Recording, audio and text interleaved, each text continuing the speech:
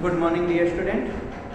जैसा कि पिछली कक्षा में हमने परासरण दाब बतलाया होगा, परासरण दाब के आधार पर हमने समपरासरी और समपरासरी मतलब आइसोटोनिक सॉल्यूशन की बात किया हुआ, जिसको आइसोटेस्टिक सॉल्यूशन भी समदाबी विलयन भी कहते हैं, हमने बतलाया होगा। और उसी के आधार पर समपरासरी विलयन के साथ साथ समदाबी विलयन के साथ साथ हमने अल्प परासरी विलयन और अति परासरी विलयन के बारे में भी बतलाया हो। हमने ये भी आपको बतलाया कैसे अंगूर से किशमिश बनता है और किशमिश से अंगूर बन जाता है, वो विलयन की परासरण दाब पर निर्भर करता है। इसमें इस टॉपिक में एक महत्वपूर्ण टॉपिक, छोटा सा टॉपिक आरओ का नाम भी आता है। आरओ का मतलब रिवर्स ऑस्मोसिस। आरओ का मतलब रिवर्स, सबके घर में लगा होगा, आज तक आपने इस पर ध्यान नहीं दिया होगा।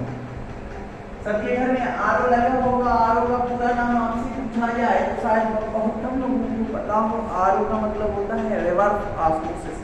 अब रिवर्स ऑस्मोसिस का मतलब होता है, जाहिर सी नाम से ही स्पष्ट होता है, रिवर्स माने उल्टा और ऑस्मोसिस का मतलब परासरण। परासरण का उल्टा, तो परासरण का उल्टा क्या होता है? अब परासरण क्या होता है आपको बतलाया होगा, जब विलायक के अणु या कण अर्धपारगम्य झिल्ली में से होकर तनु विलयन से सांद्र विलयन की ओर गमन करने लगते हैं, या विलायक का स्वतः प्रवाह तनु विलयन से सांद्र विलयन की ओर होने लगता है, तो यह परिघटना परासरण कहलाती। यही आपने पढ़ा। अब कहना चाहते हैं कि व्युत्क्रम परासरण, उल्टा परासरण कब होता है? व्युत्क्रम या अनुत्क्रम की बात करते हैं। व्युत्क्रम परासरण बहुत छोटा टॉपिक है और समझना ही केवल जैसे एक सवाल आता है कि समुद्री जल का शोधन किस विधि से किया जाता है, तो आप बतला देंगे सर व्युत्क्रम परासरण के माध्यम से किया जाता है। क्योंकि बहुत सारे देश, केवल भारत देश की बात करूं तो यहाँ पर भी आज भूगर्भ में जल है, वो भी उसका परसेंटेज घट चुका है, लेकिन अभी भी बहुत सारे देश हैं जो पूरी आजीविका अपने जल के लिए, आप जानिए हैं जल के बिना जीवन नहीं है, उसके लिए समुद्र पर निर्भर है। तो समुद्र से वो समुद्र का खारा जल तो पीते नहीं होंगे, उससे वो शुद्ध जल बनाते होंगे, उसे वो पीते होंगे, तो किस विधि से पीते हैं? तो उस विधि से यही है, व्युत्क्रम परासरण के माध्यम से वह आरओ का जल ग्रहण करते हैं, मतलब रिवर्स ऑस्मोसिस द्वारा जो प्राप्त जल होता है उसे ग्रहण करते हैं। कंडीशन आती है कि सर आरओ कहते क्या है? इसे कहता है जब विलयन पर परासरण दाब से अधिक दाब आरोपित कर दिया जाता है। जब विलयन पर परासरण दाब से अधिक दाब आरोपित कर दिया जाता है, दे दिया जाता है, तब परासरण उल्टी दिशा में होने लगता है। उल्टी दिशा में होने का मतलब सांद्र विलयन से तनु विलयन की ओर विलायक के कणों का गमन होने लगता है, यह भी आरओ कहलाता है, रिवर्स ऑस्मोसिस कहलाता है। फिर से कह रहा हूं, सुन लें छोटी सी डिफिनीशन। जब विलयन पर परासरण दाब से अधिक दाब आरोपित, परासरण दाब से अधिक दाब आरोपित कर दिया जाता है, तो परासरण उल्टी दिशा में संपन्न होने लगता है। कहने का तात्पर्य है सांद्र विलयन से तनु विलयन की ओर विलायक के कणों का गमन होने लगता है अर्धपारगम्य झिल्ली में से होकर, यह रिवर्स ऑस्मोसिस आरओ कहलाता है, व्युत्क्रम या अनुत्क्रम परासरण कहलाता है। एग्जाम्पल याद रख लेंगे, समुद्री जल का शोधन, समुद्री जल से शुद्ध जल का, समुद्री जल का शोधन किस विधि से किया जाता है? तो आरओ के माध्यम से या आरओ द्वारा किया जाता है। इस टॉपिक के जस्ट बाद आता है परासरण दाब का नियम। परासरण दाब का नियम, हम कोई टॉपिक छोड़ नहीं रहे हैं, इसलिए कि हर टॉपिक अपने में महत्वपूर्ण होता है। परासरण दाब के नियम की बात करें, परासरण दाब का नियम, तो इसका सबसे पहले जो प्रयोग था वो फिफर नामक वैज्ञानिक ने किया। परासरण दाब की फेफर में बहुत सारे मतलब विलयन के लिया और विलयन के तनु विलयन लिए होंगे, सांद्र विलयन लिए होंगे, संतृप्त विलयन लिए होंगे और उन पर बहुत सारे एक्सपेरिमेंट किए और एक्सपेरिमेंट के बाद जो निष्कर्ष निकला उसे वान हाफ ने लिया। वान हाफ ने उस समीकरण में से तनु मतलब जिन विलयनों में से वो एक्सपेरिमेंट किए थे उन विलयनों में से तनु विलयन पर जो एक्सपेरिमेंट किए गए थे उनके गुणधर्मों को गैसों के गैसीय नियम से कोरिलेट किया, मिलाया। क्यों मिलता जुलता गुणधर्म रखता है, कहने का मतलब कोई बायल के नियम से मिलता जुलता, फिर चार्ल्स के नियम से मिलता जुलता, एवोगैड्रो के नियम से मिलता जुलता लिया और उसी के आधार पर एक समीकरण की स्थापना किया जिसे वान हाफ समीकरण कहते हैं। तो वान हाफ ने किसके एक्सपेरिमेंट को दोहराया, किसके एक्सपेरिमेंट से प्राप्त जानकारियों का अध्ययन किया, तो फेफर की बात आती है। तो फेफर नामक वैज्ञानिक ने विलयनों के लिए मतलब किस विलयन की बात करेंगे वही बात जाननी होगी।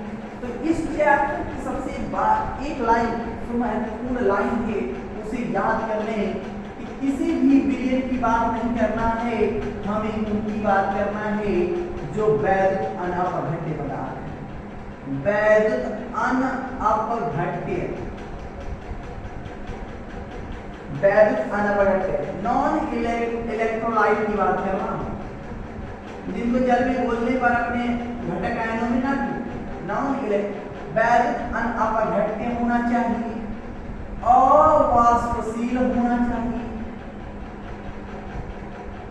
अवाष्पशील पदार्थ होना चाहिए और साथ ही साथ इन दोनों पदार्थ का जो विलयन होना चाहिए वो तनु विलयन होना चाहिए। तो पराशर दाब का नियम किस पर अप्लाई होगा, तो वैद्युत अनअपघट्य अवाष्पशील पदार्थ के तनु विलयन पर ही पराशर दाब का नियम अप्लाई होगा, अर्थात वान हाफ समीकरण लागू होगा।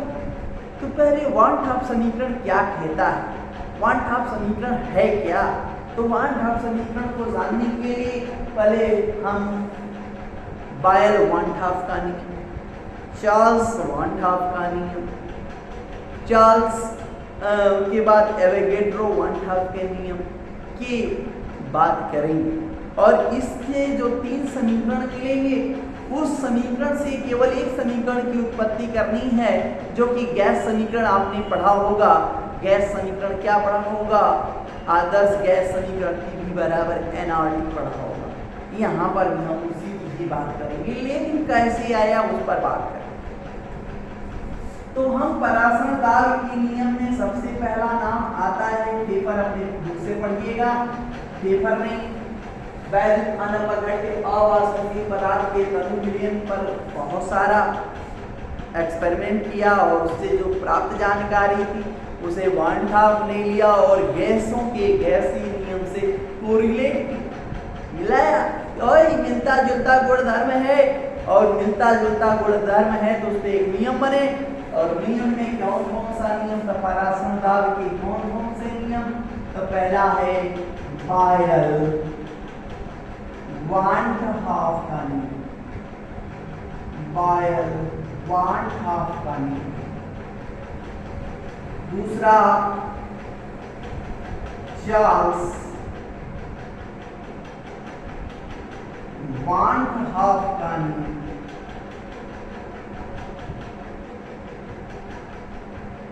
तीसरा एवोगैड्रो वान हाफ का नियम।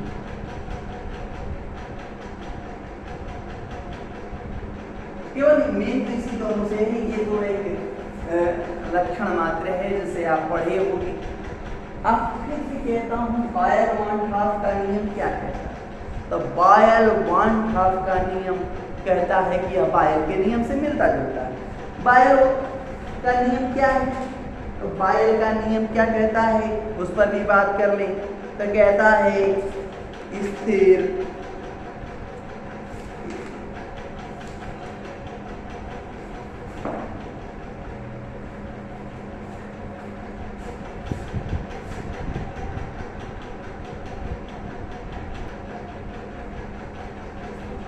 बायल वन हाफ का नियम कहता है, जैसे कि आपको अभी बताया कि बायल का जो नियम फिर यह मिलता जुलता है, तो बायल का नियम क्या कहता है, तो स्थिर ताप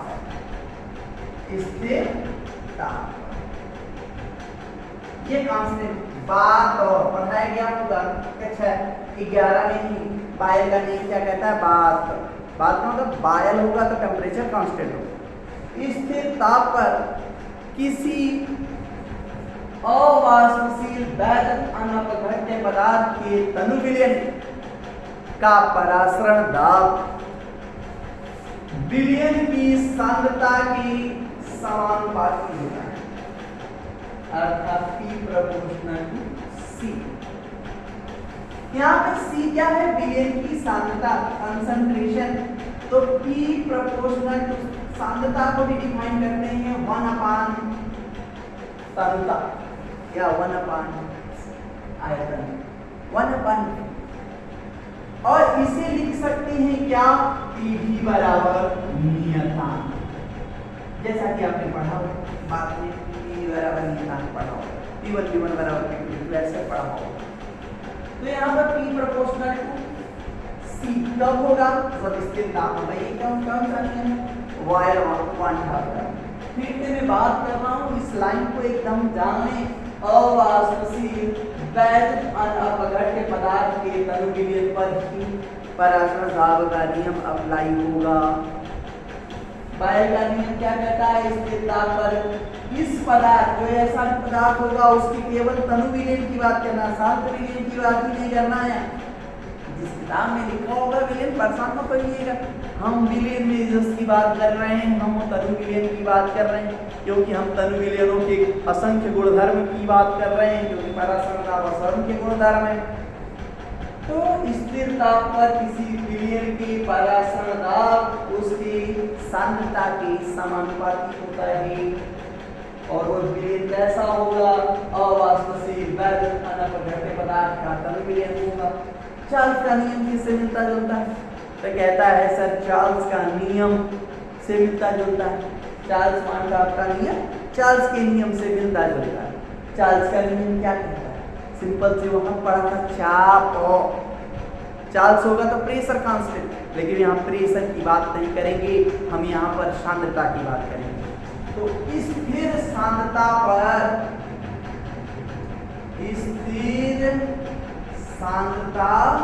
पर किसी अवाष्पशील वैद्युत अनपघट्य पदार्थ का तनु विलयन का परासरण दाब उसके परम ताप T के समानुपाती होता है।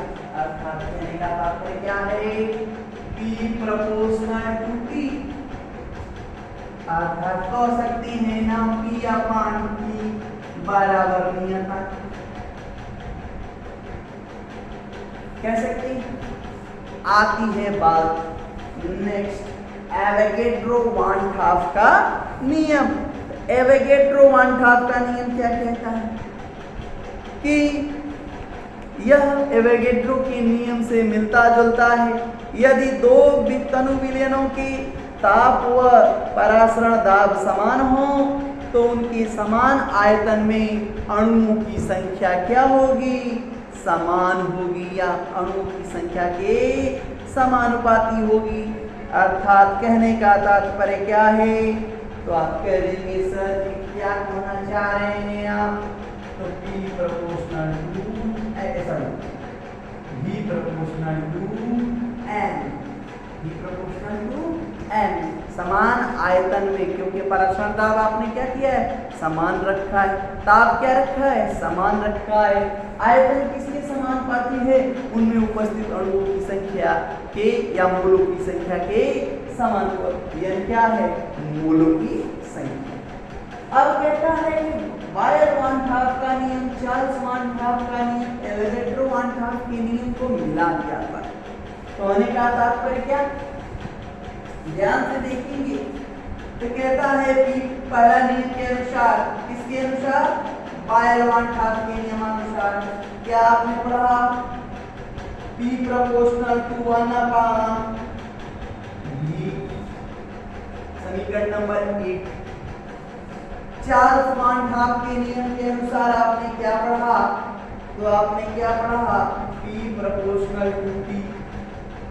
फिर समीकरण 1 और 2 दोनों को हमने बोला कि मुख्यतः इन दोनों से बात करेंगे, मोल्स की संख्या को लेना है, एवोगैड्रो वन ठाप ले लेंगे, दोनों को मिला देंगे तो देख रहे हैं इधर समान है, तो ये क्या हो जाएगा भैया?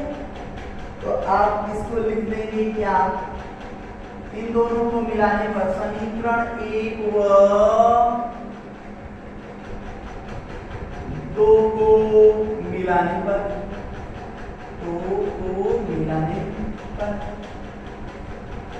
दोनों को मिला दीजिए तो क्या हो जाएगा? P proportional to T upon B।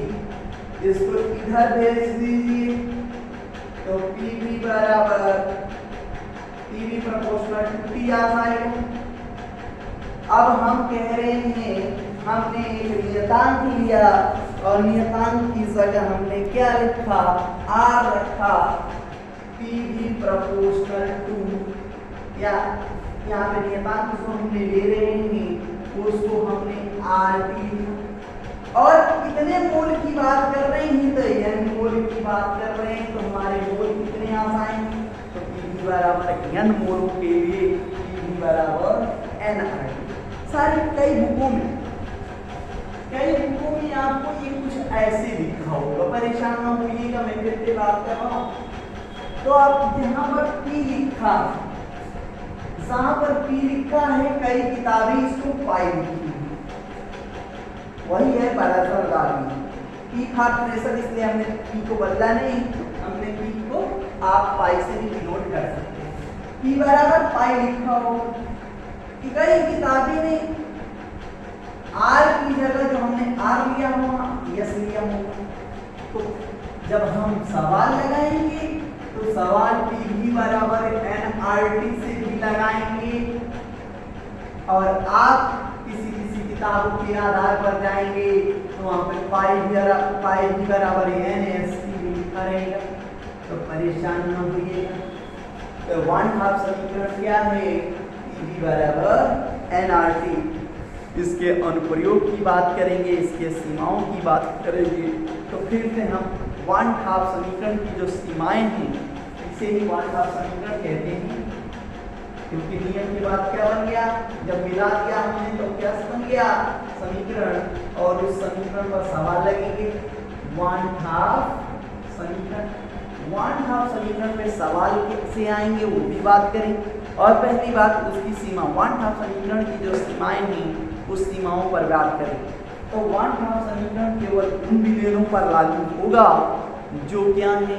तनु विलयन है, सांद्र विलयन नहीं। दूसरी बात, वन हाफ समीकरण केवल उन्हीं पदार्थों पर लागू होगा जो अवाष्पशील पदार्थ हों, वाष्पशील पदार्थ पर लागू नहीं होगा। नंबर अगला, वन हाफ जो समीकरण है वो केवल वैद्युत अनापघट्य पदार्थों के विलयन पर लागू होगा, वैद्युत अपघट्य पदार्थों के विलयन पर नहीं।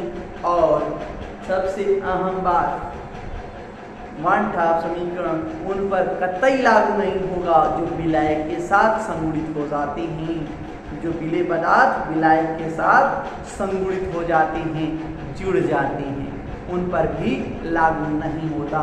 तो बात इस चैप्टर में हम महत्वपूर्ण बात कहें तो वन हाफ समीकरण किन पर लागू होता है? तो वन हाफ समीकरण केवल वैद्युत अनअपघट्य अवाष्पशील पदार्थ के तनु विलयन पर लागू होता है, सांद्र विलयन पर नहीं। इसका उपयोग हम क्या करेंगे? तो आप कह देंगे वैद्युत अनअपघट्य अवाष्पशील पदार्थ के अणुभार ज्ञात करने में करते हैं, और साथ ही साथ विलयन के परासरण दाब, जो तनु विलयन है उसके परासरण दाब की गणना करने में भी करते हैं। ठीक है, इसी के साथ नेक्स्ट क्लास में हम इस पर सवाल की डिस्कस करेंगे, और तनु विलयनों का जो अणुसंख्य गुणधर्म होता है उसका नंबर 1 टॉपिक परासरण दाब आज खत्म होता है। तो सर डिस्कस करने के बाद जो भी समस्याएं आएंगी आप हमसे बात कर लेंगे। ठीक है, थैंक यू।